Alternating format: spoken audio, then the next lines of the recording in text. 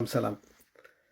አንዳንድ በራሴ ላይ የደረሱ አስቂኝ ገጠመኞቼን ዛሬ አካፍላቸዋለሁ።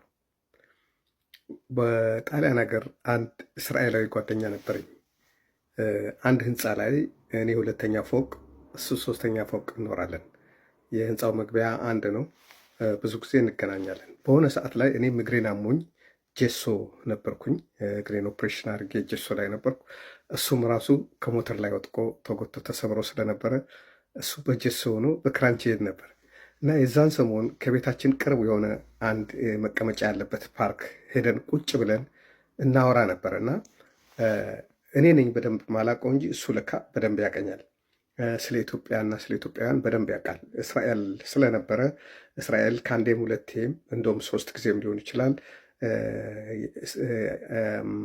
ፈላሻ ሆኖ ከሄዱ ቤተሰቦች የተወለዱ ገርል ፍሬንዶች የነበሩት ነው እና በጣም ከተቀራረብን በኋላ ሲያጫውተኝ ከእስራኤል ሀገርም የወጣው ከአንደኛው ጋር ሆኖ ከሌላው ጋር ጓደኝነት በመመስረቱ ተባብረው ከሰውት ጥቃት ፈጽሞብናል ምናምን የሚከሱት ከእስራኤል ሀገር በተገኘበት እያዝ የሚል ሲወጣበት ነው ጠፍቶ ወደ ሌላ ሀገር ሄዱ እና እሱ መጨረሻ ላይ ነው እንግዲህ በጣም ከተግባባን በኋላ ነው የነገረኝ። እና ምንድን ነው ይሄ ጓደኛዬ በሶሻል ሚዲያ አበሻ እህቶቻችንን በጣም ይተዋወቃል። ሀገር ቤት ዩኒቨርሲቲ አስተማሪ የሆኑ ዩኒቨርሲቲ ተማሪ የሆኑ እኛ ሀገር ያሉ ዩኒቨርሲቲዎችን ጠቅላላ ያውቃቸዋል ማለት ይቻላል። እዛ ሆኖ ቴሌ ፓኬጅ የሆነ ይሄ የ1000 ብር የምናምን እንትን ይገዛላቸዋል። ካርድ ያለ አይደል ስልካቸው ላይ ይሞላላቸዋል። እና በጣም ለካ በጣም በዚህ በኩል ሻርፕ ሆኗል። እና ምን አለኝ አማርኛ መማር ፈልጋለሁ እና በ3 ቀን ውስጥ 2 ሰዓት አስተምረኝ፣ እኔ በሰዓት 10 ብር ከፍላለሁ ማለት 20 ብር በቀን እንደመሆኑ ነው። 2 ሰዓት ሳስተምረው 20 ብር ከፍላለሁ ሲለኝ አይ ችግር የለም አስተምርሃለሁ፣ አትክፈልኝ፣ ምክንያቱም የኔን ቋንቋ ነው ለመማር የፈለግከው፣ ስለዚህ እኔ እንዲሁ በነፃ አስተምርሃለሁ ብዬው እንግዲህ ማስተማር ጀመርኩ። በጣም በሚገርማችሁ በ3 ወር ውስጥ ብዙ ቃላቶችን ያወቀው። እኔ እንደ ቀልድ እንደ ትንሽ ነገር አስተምሬው ኮምፒውተር ከፍቼ እንትን ብዬው የሚያነባቸውን ነገሮች እሱ ቤቱ ግድግዳው ላይ ወረቀት ስታምፕ እያደረገ የጻፈውን ነገር ወደ ግራ ወደ ቀኝ ሲዞር የሚያነበው ነገር አለ እና በእንደዚህ አይነት ነገር ትጉ ናቸው ለማወቅ የፈለጉት ነገር ፈረንጆች። እና በጣም በ3 ወር ውስጥ በደንብ መግባባት ቻለ። ከኔ ጋር ሰላምታ የሚለዋወጠው በሱ ነው። የሆነ ያው ትክክል ባይሆንም እኛ እንደምንናገረው እንግሊዝኛ ወይም ጣሊያንኛ እንደማለት ነው። ግሶችን በደንብ ባይጠብቅም ይግባባ ነበር እና ከዛ እየቆየ በጣም እንትን ሆነ። እኔ ኢትዮጵያ ግሬን ከተሻለኝ በኋላ ኢትዮጵያ ሊሄድ ነበረ። የሆነ ቀን ኢትዮጵያ ቺፕ የሆነ እንትን ለማየት የእኔ ኮምፒውተር አልሰራለኝ እና አንተ ጋር ልሞክር ብዬ ሰው እኔም ኢትዮጵያ መሄድ እፈልጋለሁ አለኝ። መቼ ነው መሄድ ብትፈልገው? አይ ሄጄ አላቅም ግን መሄድ እፈልጋለሁ። ኦኬ የምትሄድ ከሆነ እኔም አንተ በሚመች ጊዜ አድርጌ አብረን እንሄዳለን። ይህ እንደነጋገርን እንትን አልን። ምንድን ነው የሆነ ቀን መጣና ቤት ችታፎን ይባላል ጭራ ያደረገና እስቲ ሀይልሽ አንዴ ላገኘህ ምናምን አለኝ። ሲወጣ አንድ ጫማ አለኝ በጣም በውድ ነው የገዛሁት እና የእኔ ቁጥር 41 ነው ምናምን፣ የገዛሁት ግን 42 ከግማሽ ነው። እዚህ ጫማውን ወድጄው ዝም ብዬ ያለ ቁጥር ሰፋብኝ። አንድ ቀን ለካሁት ሰፋብኝ። እሱን ጫማ ብሰጥ ቅር ይልሃል ወይ? ከነ ካርቶኑ ነው ያለው ብሎ አለኝ። አሰብኩና አይ ችግር የለም እኔ ይሆነኛል እኔ አልኩት፣ ተቀበልኩት። ጫማውን ሳረገው በጣም የሚመች ነው። በጣም እንዳሉም ውድ ጫማ ነው እና እግሬን የዛን ጊዜ አሞኝ ስለነበረ እስኪሻለኝ ጠብቄ የሆነ ቀን አረኩት ማለት ነው። አርጌው እንደ አጋጣሚ እኛ የነበርንበት ኮሚኒቲ እዛ ከተማ ውስጥ የኮሚኒቲ አስተባባሪ ነበርኩኝ፣ እንደ ኮሚኒቲ ፕሬዚዳንት የሚባለው እና የሆነ ኢትዮጵያ የሚረዱ ጣሊያኖች ያዘጋጁት ፕሮግራም ላይ ለመጋበዝ ሄደን ነበር። የሆነ አንድ ቦታ ላይ አዳራሽ ውስጥ ነበረ። የሀገሪቱ ኢትዮጵያ ውስጥ ምንድነው ፈንድ የሚረዱ ሀብታሞች፣ ትልልቅ ሰዎች፣ ጡረተኞች የነበሩበት የቤተ እምነት ሰዎች፣ የካቶሊክ ቤተክርስቲያን ትልልቅ ሰዎች የነበሩበት ቦታ ነው እና ኢንቫይት አረኩት አብረን ብንሄድ ብዬ። አበሾችም የተጋበዙ ብዙ ነበሩ። ከዛ ኢንቫይት አረኩት። ሲያይ ሴቶች ሲያይ በቃ ቀልቡ ነው የሚጠፋው ሰው እና እዚህ ቁጭ ያለበት ግራና ቀኝ ሴቶች ነበሩ። በመሀል እያሻገረ ከኔ አንድ ሰው አልፌ ነው ያለሁት። ጫማውን ወደድኩ አይደለም ምናምን ይለኛል። እነሱ መሀል ሆኖ ማለት። ከዛ በኋላ ምን አልኩት እኔ አዎ ጥሩ ነው እኮ ብዬሃለሁ፣ በጣም ብዙ ጊዜ ነው የጠየቅከኝ እና እኛ ደግሞ እንደዚህ አንወድም፣ ይሄ አሁን ስጠይቀኝ 10ኛ ጊዜ ይሆናል ብዬ አልኩት ማለት እና ደግመህ ከጠየቀኝ ጫማውን ልመልስልህ ሁሉ እችላለሁ ብዬ የምስቅ መስዬ ቀልጄ ነገርኩት። ሴቶቹ ሳቁ፣ ሁሉም ሳቁ። ምን አሉ? ምን አላቸው? እንዴ እኔ ጫማ ሰጥቶኝ የሆነ ሰው 100 ጊዜ ቢጠይቀኝ ምን ችግር አለው? ውሸት አይሁን እንጂ እስከሰጠኝ ድረስ እሱ ራሱን ከፍ ከፍ እያደረገ ነው ለእኔ ጫማ እንደሰጠኝ። ከዛም በኋላ ሴቶቹ ሳቁና ነገሩት። እኛ ሀገር አንድ ዕቃ ከሰጠ በኋላ ሰጠሁት ብሎ አይወራም፣ እንደዚህ መባል ደስ አይልም፣ አልተለመደም ምናምን እና ባይሰጥ ይሻላል ነው የሚባለው ብሎ ነገሩት ማለት ነው። ከዛ እኔ አሁን ምን አሰብኩ፣ ዛሬ ልለፈው፣ በሚቀጥለው የሆነ ቀን መንገድ ላይ እንኳን ከጠየቀኝ እመልስለታለሁ ብዬ አስቤያለሁ። ያው አበሻ አይደለም እና የሆነ ቀን በመኪና እያለፈ ክላክስ አድርጎ ጥሩ ነው ጫማው አንተ ሄዷል ከአንተ ጋር አላለኝም አልኩኝ። ወደ ቤት ገባሁና በማሽን እጥብ አረኳት ጫማዋን አደረቅኩና በዛ ካርቶን ላይ አሽጌ ልክ እሱ እንዳረገው ጭር አረኩለት። ለሱ ቤት ጭር አረኩና ሲመጣ እቺ ጫማ በቃ አጠይቀኝ ብዬ ነበረ፣ መላልሰ ጠየቀኝ፣ ለእግሬም አልተመቸኝም፣ ወደ ሌላ ሰው ስጠጠው እንደ እኔ አንድ ሰጥቻለሁ ሲለኝ እቤቱ ድረስ ተከትዬ በረንዳ ላይ ቁጭ አረኩና በሩ ዘግቶ ሲገባ በረንዳ ላይ አስቀምጬው ጭር አድርጌ ጫማውን በር ላይ አስቀምጬልሃለሁ፣ ከፈለግ ቆሻሻ ውስጥ አለው፣ ከፈለክ ደግሞ ለምትፈልገው ሰው ስጠው ብዬ ሄድኩኝ ማለት። ግን አላኮረፍኩትም። ከዛ በኋላ እሱ ጫማውን አስገባ ትናልን። ከዛ መልሶ በሌላ ጊዜ አገር ቤት ሄድን። አገር ቤት እንዴት እንደሄድንና ታሪኩን ደግሞ እንዳይረዝምም እዚህ ላይ ላቋርጠው፣ ሌላ ክፍል 2ቱን አጫውታቸዋለሁ። ስላዳመጣችሁኝ አመሰግናለሁ። የካልቸር ግጭትና እኛ የምናስበውና ፈረንጆች የሚያስቡት ነገር ልዩነትን ለማሳየት ፈልጌ ነው። አገር ቤት ለመሄድ ፕላን አረግን እና እሱ ቤቱን ሸጠና ቤት ተከራየ እና ምን ያህል ብር ይበቃኛል አለኝ። ተነጋገርን። እኔ ብዙም ብር አልነበረኝም፣ እሱ ግን ያው እና ነው አንድ ቀን አይደለም፣ እኔ ቀድሜ 1 ሳምንት ነው የሄድኩት። እሱ ከሳምንት በኋላ ሊመጣ ፕሮግራም አድርገን እኔ 2 ሻንጣ የራሴን ከያዝኩ በኋላ የተረፉትን ደግሞ 1 ሻንጣ እሱ ዕቃ ስለሌለው በሱ ትቼ ነው የሄድኩት። ከሳምንት በኋላ ሲመጣ እንደሻው ጓደኛ ያለ የለጋር ልጅ ከእንደሻው ጋር ሆነን ነው የተቀበልነው። እኔ መኪና ስላልነበረኝ በእንደሻው መኪና የተቀበልነው እና ልንቀበለው በቃ ቆም ትልቅ ሻንጣ እየገፋ መጣ ከሆነ ሴት ጋር እየገፋ መጣ። እዛ አውሮፕላን ላይ የሆነች አበሻ ተዋወቀ ማለት ነው። ተዋወቀ እና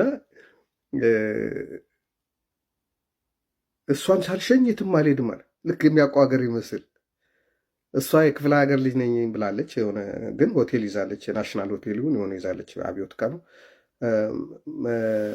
መኪና አዘጋጅታለች። መኪና የሚያደርሳት ሰው ሆቴሉ ይሁን ማን እንዳዘጋጀላት እሷን ካላደረስኩ አለ። እንዴ እሷ ሆቴሏ ትድረስ፣ አንተን ገና ክፍል እርግጠኛ ስላልነበርን ሆቴል አልያዝንልህም፣ ሆቴል ላናገኝ እንችላለን። ስለዚህ ነው በፍጹም ኦኬ ተከታትለን እንሄድ። እሷ ስልገባ ሩማን ሄዶ አይቶ ከመጣ በኋላ ነው ለእሱ እንደገና በማታ ሌሊት ነው የገባው 6 ሰዓት ሆቴል ፈልገን ኢትዮጵያ ሆቴል ምናምን ፈልገን መጨረሻ ራሱ ሆቴል ላይ ያገኘለት እዛ አደር። የዛን ቀን ትተነው ጠዋት በጠዋት መጣሁ። እሱ ወዳለበት ስልክ ማውጣት ነበረበት፣ ለእሱ አንዳንድ ነገሮች ማድረግ ነበረብኝና ኖ ሆቴል በጣም ውድ ነው፣ ቅናሽ ነው የምፈልገው፣ በጣም ሎካል የሆነ ሆቴል ነው የምፈልገው አለኝ። አይ ሎካል የሆነ ሆቴል ሙቅ ውሃ ላታገኝ ትችላለህ፣ ሻወር ላትወስድ ትችላለህ እና እንደዚህ ብዬ ሳስረዳው ኖ እኔ ኦሪጂናል በቃ ዝቅተኛ ኑሮ የሚኖረውን ሰው የሚለውን ላይፍ ነው ማየት የፈለግኩት፣ እንደዛ ነው መሆን ፈልገው አለኝ። ኦኬ አንድ ጓደኛ እንደዚህ ፔንሽኖች ምናምን ይዞ የሚያከራይ ጓደኛ አለኝ። ስሙን አልጠራውም፣ አብሮ አደጌ ነው ጓደኛ ነው። እና አንድ የሄድኩ ጊዜ ቦሌ አካባቢ አሪፍ ቤት ነበረው። አሪፍ ሻል ያለ ነው፣ ሙቀሃ ቀዝቃዛው ያለው እና ዋጋው ቺፕ ነው። ግን እሱ እንደዚ አይነት ቤት ከፍቻለሁ ስላለኝ አለው ብዬ ስላሰብኩ ለእሱ ስደውለት አለ እኔ ጋ አለኝ። የት ነው? ጦር ኃይሎች አካባቢ እንደዚህ ምናምን። ኦኬ ናና ራሱ ሆቴልናና ጓደኛዬን ይዘው ሂድ። እኔ ያው እንግዳ ነኝ ከቤተሰብ ጋር ምናምን ጋር የምገናኝበት ስለሆነ ከዛ እኔ ነገ መጥቼ እዛ እንትን አየዋለሁ፣ አንተ ግን መጥተው ወሰደዋል። ከሆቴል ከራሱ ሆቴል መጥቶ ይዞት ሄደ። እኔ አብሬ ሄድኩ እንጂ እኔም አብረን ሄደን ቤቱንም ሳየው ቤቱ ደነገጥኩ፣ እንዳሰብኩት አይደለም። እና ወዲያው እኔ ያው ሼም ስለማይዘኝ ለዛ ነገርኩት ለፈረንጁ፣ የቤት አይሆንህም ሌላ ቦታ ብንፈልግ ይሻል። ኖ ሆናለሁ ችግር የለም አለ። ኦኬ ለጊዜው $100 እና ያዝና ከዛ በኋላ እንትን እንላለን ምናምን ብለን ከዛ ስልክ ያው እንትናዎች ነበር ሰጥቼው ነበር እና ማታ ላይ ደውልልኝ፣ እዚህ ቤት መቀመጥ አልችልም፣ መተህ ውሰደኝ። እኔ በጣም ሩቅ ነው ያለሁት፣ ከቤተሰብ ጋር ነው ያለሁት፣ ነገ ጠዋት እመጣለሁ። ኖ ማደር አልችልም። አንደኛ ውሃ መታጠቢያ የለም፣ በቧንቧ በባልዲ እየቀዱ ነው ከሌላ ቦታ የሚያመጡት፣ በሳፋ ነው የምትታጠበው። ከእንደገና ደግሞ በጎች ምናምን ይደበድባሉ፣ በጣም ይደበድቧቸዋል በጎቹን። በግ እዛ ሲያሰማሩ አይተዋል። ከግቢ ውጭ በቀዳዳ ሲያይ በግ የሚያሰማሩ የበግ ነጋዴዎች አሉ እያሉ ሲመቷቸው ምናምን አይተዋል። በጎችን ይገርፏቸዋል። እና በጣም እዚህ በጣም ሴፍ የሆነ ቦታ አይደለም። በጣም ለምን እንደሚገርፏቸው ግን መጠየቅ ፈልጌ ቋንቋ አልተግባባንም። እና ፕሊስ ማና ከዚህ አውጣኝ አለኝ። በማግስቱ እጄ እሱን እንደገና ከዛ አውጥቼ ሌላ ሆቴል ፈልጌ ትስለካ ከዛች ባለፈው ኤርፖርት ላይ ካገኛት ጋር መገናኘት ጀምረዋል። እሷ ክፍለ ሀገር ቤተሰቦቿን አይታ ወዲያው ቤት ተከራይታ መጥታ እሷ ጋር ገባ እና ስልክ ከሰው ጋር ነው ሴፍ የሆነ ቦታ ነው ያለው ስለኝ፣ እባክህ ያለበትን ንገረኝ፣ ቢያንስ አንድ ነገር ብትሆን እንትን ለማለት ለማወቅ ስሎ ሊነግረኝ ፈቃደኛ አልሆንም። አንድ ቀለታ ቦሌ ያለው ደሳለች ክትፎ እኔ የወንድሜ ባለቤት እና የኔ ራስ የቤተሰቦች ጠቅላላ ሰብስቤ እዛ ቤት ራት ልንበላ ስንሄድ እሱ በሁለት ሴቶች ተገቦ እዛ ቁጭ ብሎ አገኘሁት። እሱ ብሎ እንደጠየቀኝ እዚህ ምን ታደርጋለህ? ይሄ እኮ በጣም ውድ ቤት ነው አለኝ። እኮ ነው በጣም ውድ ቤት ነው ይሄ እኮ እዚህ መምጣት የለብህም እንዴ፣ በጣም ውድ ቤት ነው አለኝ። እዛ ማለት ነው። ኦኬ አይ ብዙ ውድ አይደለም፣ አንተ ጭማሪ ስለምትከፍል ይሆናል እንጂ ለእኛ ብዙ ውድ አይደለም ብዬ ተቃለድንና ተለያየን። ቆይተን ከተወሰነ ጊዜ በኋላ እንደገና ተገናኘንና በጣም ሎካል የሆነ ምግብ ቤት መሄድ እፈልጋለሁ ፕሊስ ውሰደኝ አለኝ። የሆነ ተው አንተ እዛ ሆነ ብትበላ ይሻላል፣ ሜኖችን ላስጠና ስንት እንደምትከፍል ብዬ ሁሉንም አስጠናሁት፣ ብር በዝርዝር እንዲይዝ። ከዛ በኋላ እንደዚህ አድርገህ እንዲከፍለ ብዬ ሳስረዳው ሎካል ቤቶች ማየት እፈልጋለሁ ሲለኝ አንድ ቤት ይዤ ሄድኩኝ። የቅርብ ሰዎች ናቸው ሰዎቹ፣ ለዛ ለራስ ሆቴልም ቅርብ ነው። እዛ ጥብስ አዘዝንና የእኛ ሀገር ጥብስ፣ የስጋ ቤት ጥብስ፣ እሱን አዘን። ልክ እጁን ሊታጠብና በዛው ሽንቱ ሊሸና ሲገባ ሽንት ቤቱን ያያል። አልወደደውም። ሽንት ቤቱ ብዙ ሰው የሚተራመስበት ቤት ነው። እንግዲህ የእኛ ሀገር ስጋ ቤቶች በጣም ብዙ ሰው ይተራመስባቸዋል። ስልኩን እያወጣ ይቀርጻል። እዛ ሽንት ቤቱን ምናምን ይቀርጻል። ሲቆይብኝ ሰው ተተናክሎት ይሆናል እንደ ብዬ ተነስቼ ወደ ውስጥ ስገባ ቪዲዮ እየቀረጸ ደረስኩ። እንዴት ቪዲዮ ትቀርጻለህ? አይ ለጓደኞቼ በፌስቡክ ላሳያቸው ፈልጌ ነው። ኖ እንደዚህ ማድረግ የለብህም ና አልኩት። ወጣን። በረንዳ ላይ ነበርን። ከበላን በኋላ አምጣ ስልኩን አልኩትና ከስልኩ ላይ ቪዲዮዎችን ጠቅላላ አጠፋሁበት። የቀዳቸውን ጠቅላላ አጠፋሁበትና ስማ አልኩት፣ ይሄ ኢትዮጵያ የሚባል ሀገር ነው፣ እንደ ሌላ ሀገር አይደለም። የሆነ ሰው ሊተናኮል ይችላል። በጣም የመቅረጽ ፍላጎት ካለ እያልኩት በአጠገባችን ትራም እያለፈ ነበረ። የሆነ ትራም አላለ በዚህ በጣራ ላይ የሚሄድ በእንትኑ ጋር በደገሃር ጋር በናዜት መኪና ተራ ወደዛ የሚያልፍ አንድ የትራም እንትን አለ። በእርግጥ ስለ ኢትዮጵያ መናገር ከፈለግ ለምን ይሄኛውን ነገር አትቀርጽም? ለምን ቅድም ያያቸው ሆቴሎች ጥሩ ቦታዎች የነበሩትን አትቀርጽም? መጥፎውን ነገር ለመቅረጽ ለምን ፈለግ? ይሄ እኮ የኔ ሀገር ነው፣ ምንስ ቢሆን በዚህ እንደማልጠራጠር አታውቅም እያልኩት መብራት ጠፋ። አሁን እየተጋጋልን ሄደ። እየተጣላን መጣን። ልጁ በጣም ቀበቶች፣ የተለያየ ቀበቶ ያለው በጣም ስፔሻል ፎርስ የነበረ በቃ ዝም ብሎ እንደ ወፍ የሚበር ልጅ ነው። ሰውነቱ አክሮባት ምናምን የሚችል ነው። ግን ያው አገሬ ላይ ምናምንም የትም ቢሆን ያው አላደለ የኛ ኩራትና ልባችን። በቃ የመጨረሻ ተናድጄ እንትናልን። መብራት ጠፍቶ ልክ አገር ቤት ያለ ሰው መስሎኝ ትቼው ሄጄ ነበረ። ግማሽ መንገድ ከሄድኩ በኋላ ኦኬ ጨለማ ነው፣ ራሱ ቴል አውቆት አይሄድም። ስለዚህ ይሄ ሰውዬ አንድ ነገር ቢደርስበት በጣም ሼም ነው ምናምን ብዬ ተመልሼ እንደገና አናግሬው ወደ ሆቴል ይዤ ሄድኩኝ። ሆቴል አስገባሁት ማለት ነው። እና አንዳንዴ የውጭ ሀገር ሰዎች አሁን የዛለት እዛው እየጠበቅ ነው እኛ ያቺ ሴት ይዛው እኛም ባታይ ኖሮ እዛ ሄዶ ሊያድር ነበር ያስበው። እና አንዳንዴ እንደኛ ባሰብነው መንገድ አይደለም የነሱ። በቃ የተወሰነ ደረጃ ነው። ከኔ ጋር ኢትዮጵያ መሄድ የፈለገው ኤርፖርቷን ማለፍ ነው። ከዛ አንዳንድ ነገሮች ስልክ እንዳወጣለት ምናምን ነው የፈለገው። ከዛ በኋላ እኔ ምን እንደሚሰራ እንዳውቅ አልፈለግም። ከውጭ ሀገር ሰዎች ጋር ዲል ስታደርጉ በማንኛውም ነገር አእምሯቸውን አዘጋጁ ለማለት ነው። አመሰግናለሁ። እግዚአብሔር ይስጥልኝ።